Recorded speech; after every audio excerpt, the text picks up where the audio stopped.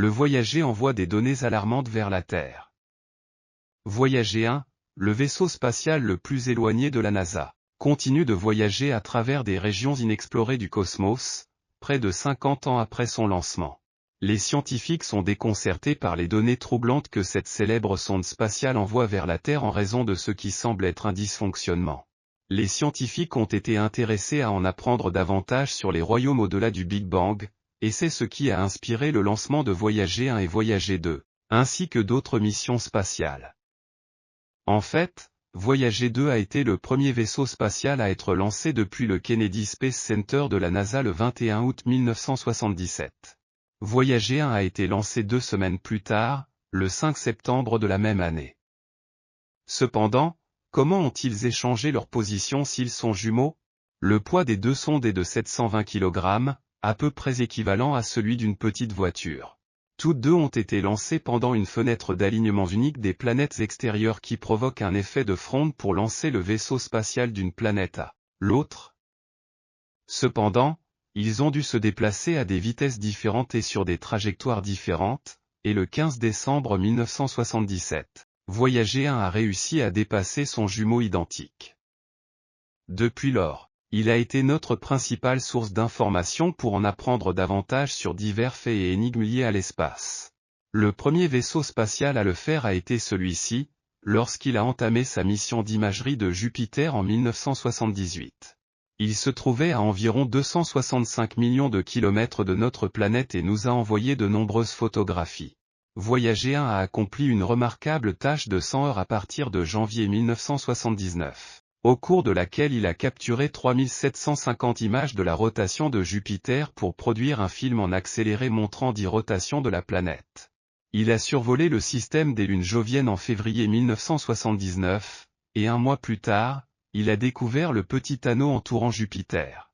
Voyager 1 a également fait une découverte unique lorsqu'il a trouvé 2 nouvelles lunes appelées Thieves et Matisse.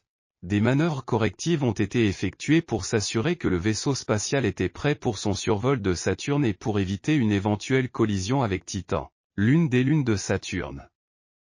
Voyager 1 a également découvert 4 autres lunes lors de son orbite autour de Saturne, dont Mima, Encelade, Téti, Dionée et Japet. Les scientifiques ont décidé de mettre fin à la mission planétaire des Voyager une fois que la mission sur Saturne a été accomplie, et ils ont envoyé à la fois Voyager 1 et Voyager 2 hors de notre système solaire à une vitesse de 325 millions de miles par an.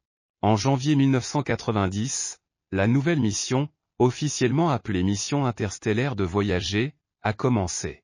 Certaines des photographies les plus célèbres de l'histoire représentant le Soleil et la plupart des planètes ont été prises par Voyager 1 le 14 février 1990, alors qu'il était à 6 milliards de kilomètres du Soleil.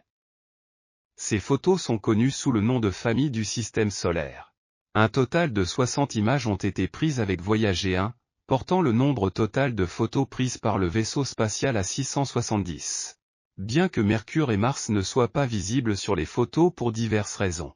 Finalement, les caméras du vaisseau spatial ont été éteintes pour économiser de l'énergie et de la mémoire avant son voyage dans l'espace interstellaire. Actuellement, Voyager 1 envoie des signaux énigmatiques vers la Terre, donnant l'impression qu'il n'est pas certain de ses coordonnées de localisation. Cependant, il y a une tournure sinistre dans cette affaire. Normalement, les scientifiques ont programmé Voyager pour entrer en mode de sécurité ou émettre une alarme en cas de perte dans l'espace, mais jusqu'à présent, cela ne s'est pas produit. De plus, son antenne, qui transmet les données vers la Terre, semble être en parfait état de fonctionnement. Cependant, les données qu'il a récemment transmises sont suspectes. L'explorateur interstellaire fonctionne régulièrement, recevant des instructions de la Terre et les exécutant, ainsi que collectant et transmettant des données scientifiques.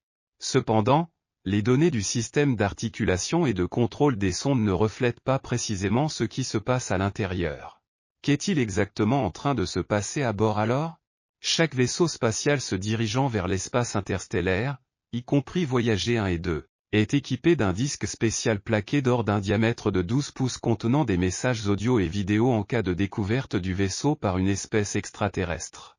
35 sons de la Terre, 115 photos de la vie sur Terre, 90 minutes de musique occidentale, ainsi que des salutations de l'ancien président des États-Unis, Jimmy Carter, et de l'ancien secrétaire général des Nations Unies, Kurt Waldheim, font partie des contenus du DVD spatial. De plus, ces enregistrements ont été réalisés dans 55 langues différentes, de sorte que s'ils étaient captés par des extraterrestres, ceux-ci tenteraient probablement de décoder les signaux. Les théories selon lesquelles le vaisseau spatial serait actuellement sous le contrôle d'extraterrestres ont été rapidement réfutées par des scientifiques. Le fonctionnement du voyager dépend en grande partie du mécanisme de contrôle de l'attitude et de l'articulation, ACS, en anglais. Tout d'abord, il maintient toujours son antenne pointée vers la Terre afin que les scientifiques puissent recevoir correctement les données. De plus, il contrôle son orientation. Les ingénieurs qui surveillent la situation estiment maintenant que l'ACS fonctionne correctement, ce qui renforce davantage l'énigme à laquelle nous sommes confrontés. De plus, aucun des dispositifs de sécurité conçus pour protéger le vaisseau spatial des dangers ne s'est déclenché. Selon Suzanne Dodd, directrice du projet Voyager 1 et 2, un mystère tel que celui-ci est courant à ce stade de la mission Voyager. Les deux vaisseaux spatiaux ont environ 45 ans, ce qui est beaucoup plus long que prévu dans le plan de mission. Suzanne Dodd reconnaît également que l'équipe d'ingénierie du vaisseau spatial sera confrontée à certaines difficultés importantes pour résoudre le problème avec Voyager 1, raison de la distance entre nous et la sonde spatiale. Une opération de sauvetage est presque impossible. Les messages reçus depuis la Terre à la vitesse de la lumière prennent près de 21 heures pour atteindre sa position actuelle, ce qui implique que la communication bidirectionnelle entre la Terre et le vaisseau spatial prend en moyenne 2 jours. La NASA a affirmé dans une autre déclaration que tant que la cause du problème ne sera pas mieux comprise, l'équipe ne pourra pas prédire combien de temps le vaisseau spatial pourra collecter et transmettre des données scientifiques. Cependant, Suzanne Dodd et l'équipe d'ingénierie sont convaincus que le problème sera résolu s'il peut être réparé grâce à l'ACS. Peut-être qu'une solution sera bientôt trouvée et que Voyager retrouvera son état optimal. Quoi qu'il en soit, nous pouvons être reconnaissants que cette sonde spatiale renommée ait déjà rempli sa mission.